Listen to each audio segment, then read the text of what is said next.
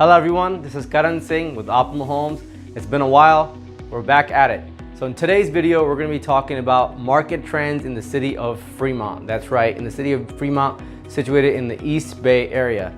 So I know there's a lot of talk and fluff about there's a recession, or is the recession coming?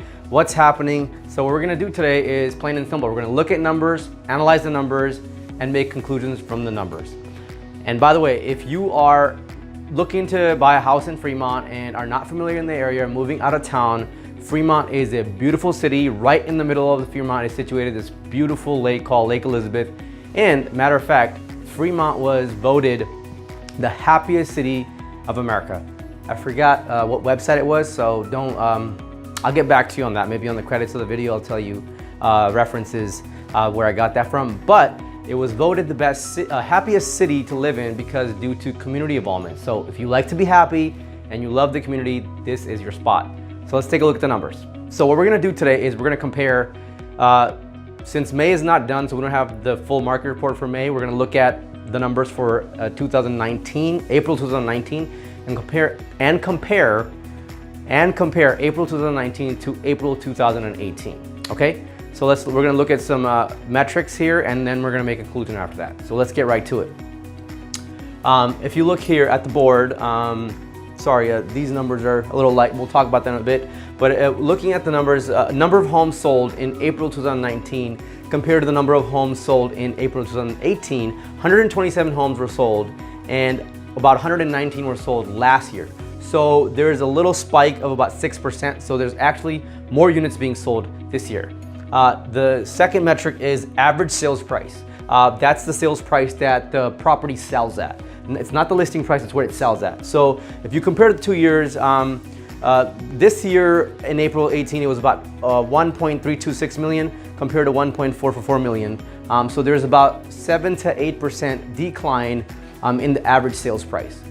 We'll talk about that number later on. So don't conclude that that means there's a recession. It just means that the sales price has gone a little lower. Then you have DOM, which is an acronym, stands for days on market.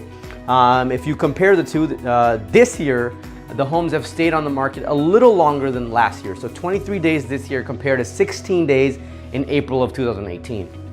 The last but not the least, we're gonna compare list price compared to sales price. So what it was listed at and what it sold at. So last year, if you see the number here, which is, it's saying 109%, 0.63, what that means is it was selling almost 9 to 9.5% higher than asking price. This year, we're at 101.34%, which means it's selling about 1% to 2% above asking price. So still, in today's market, it's not selling below asking price, it's just selling not as high as what it was selling in 2018. I know we've looked at the number of homes sold, and it's 127. It's a very interesting number. So now we're gonna dive in a little deeper and look at some nitty-gritty numbers to see out of those units what kind of homes we're actually selling. Look at some more price points in detail. So if you look at this graph, you can see that the lower price point homes, there's more homes selling that are in the lower price point. Look at the price range that is from 800,000 to 900,000. There's about almost a 51%. There's almost a 51% increase in those units. Also, a significant increase that you'll see is in the 1 million range, and a little bit of a decrease in the 1.5 million range. So what does all this mumbo jumbo mean to you, the buyer?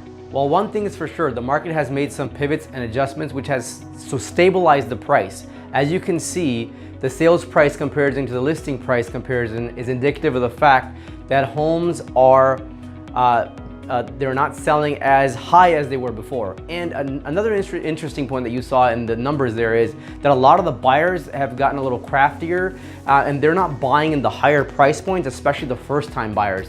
They're looking to buy, let's say, a 2 to 3 bedrooms homes as opposed to the 4+ bedroom homes that are in the 1.5 and above million range. So they're buying in the lower price points.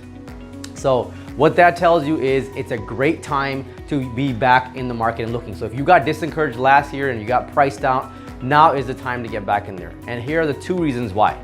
Number 1, there's more inventory out there, so you have lots more options than you did last year to find a deal that suits your needs.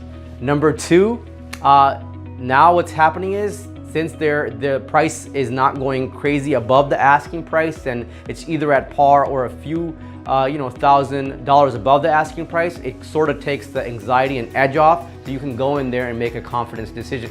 So you can go in there and make your decision with confidence and find yourself a great deal. Also, what's happening is, since the buyers are getting more craftier and niftier and more savvy, the new construction and builders are sort of adjusting to that. There will be more on that on the next video. Guys, if this video was insightful to you, please don't forget to share, like, and comment, because we'd love to hear from you. And don't forget to follow us on all of our social media channels to stay on top of your real estate game. Until next time, this is Karan Singh with Optimal Home.